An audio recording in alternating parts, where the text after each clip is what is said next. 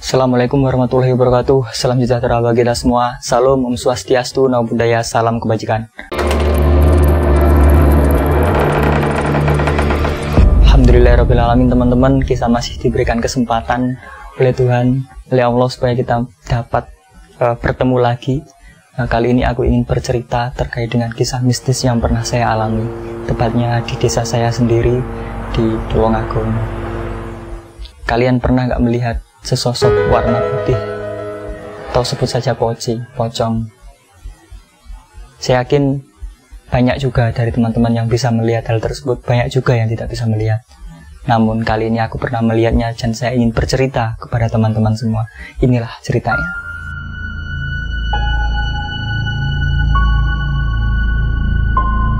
Kala itu sekitar tahun 2012. Saya masih ingat betul ada sebuah kejadian yang sangat menggemparkan di desa saya. Yaitu orang yang meninggal terseret arus sungai dan orangnya tersebut tersangkut di kolong jembatan, namanya jembatan Talang.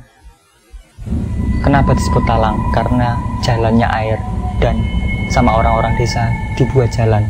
Tapi jalan tersebut tidak bisa dilewati, persimpangan dua orang hanya dilakukan oleh satu orang saja. Nah, kembali lagi ke ceritanya. Konon katanya mayat tersebut tersangkut di aliran sungai yang ada di bawah kolong jembatan.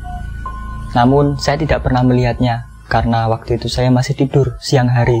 Saking penasarannya, waktu itu saya menanyakan kepada teman-teman saya apa yang terjadi di sana. Katanya memang betul orang yang meninggal tersebut tersangkut di bawah kolong jembatan. Namun aku tetap penasaran karena aku tidak melihatnya langsung. Akhirnya pada malam hari, saya ingat betul waktu itu jam 9 malam.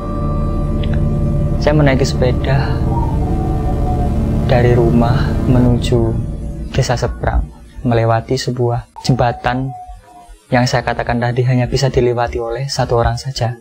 Tepat sebelum jembatan, saya berhenti. Saya tengok kanan kiri. Tidak ada siapa-siapa. Saya tengok ke belakang, tidak ada siapa-siapa. Yang ada hanya saya sendiri dan kegelapan malam. Namun saya bertekad kuat dalam hati saya, mana ini hantunya? Karena waktu itu saya penasaran sekali. Saya tidak begitu percaya terkait hal-hal yang mistis karena saya tidak pernah melihatnya langsung. Saya menantang, "Hei, di mana kamu? Muncullah," gitu kata saya. Namun tidak muncul sekali lagi. Akhirnya saya melewati jembatan tersebut. Dengan bahagianya saya tidak melihat hantu tersebut. Namun pada saat waktu pulang, tepat pukul 12 malam, saya tidur-tiduran di kamar sambil mainin HP. Ternyata tiba-tiba lampunya mati. Dan ketika lampu itu mati, sosok pocong itu muncul di depan muka saya. Sangat ngeri sekali. Wajahnya hitam. Saya tidak bisa membayangkan waktu itu. Saya tidak bisa bergerak sedikit pun. Yang ada dalam hati saya hanya berdoa. Apapun doanya saya lafalkan. Akhirnya lampu itu kembali hidup dan dia hilang. Itu satu kejadian yang saya alami ketika saya menantang itu. Tapi tidak cukup di situ saja. Setelah itu jarak sekitar 2 hari lagi, tepat sebelum sayap-sayap takbir berkumandang, saya bersama 2 orang teman saya menaiki sepeda menuju ke suatu tempat. Waktu itu masih nakal-nakalnya. Ketika takbir biasanya masih keluar jalan di desa sebelah sambil nyari udara segar katanya. Waktu itu saya bertiga, saya ada di depan menyetir. Saya yang mengendalikan sepeda, teman saya 2-nya di belakang. Ya tetap saya melewati jalan di mana kalau di desa saya itu samping kanan itu adalah sawah, samping kiri adalah sungai. Tidak ada penerangan sedikit pun waktu itu. Kalau sekarang sudah ada lampu di pinggir-pinggir jalan. Dulu tidak ada sama sekali, gelap gulita. Namun ketika melewati itu tidak terjadi apa-apa.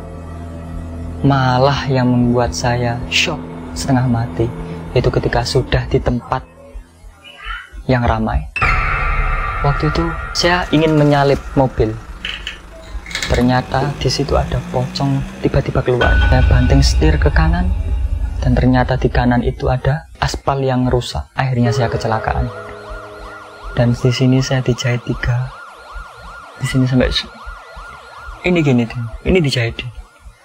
Karena apa? Karena saya menantang makhluk gaib itu, teman-teman.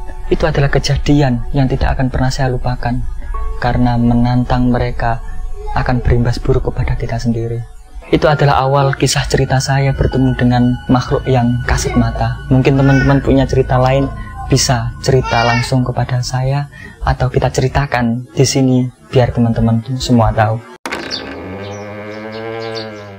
Ada pelajaran yang harus kita petik dari cerita ini, yaitu kita tidak boleh menantang makhluk gaib dan kita tidak boleh merasa besar. Meskipun manusia seperti kita diciptakan lebih sempurna dari mereka, namun kita harus tetap mempunyai etika dimanapun kita berada. Cukup sekian dari saya. Apabila ada cerita-cerita yang lain, silahkan kalian mendengarkannya nanti. Ketika ini baik, kita lanjutkan. Ketika ini tidak baik, maka kita tutup saja. Cukup sekian dari saya. Assalamualaikum warahmatullahi wabarakatuh.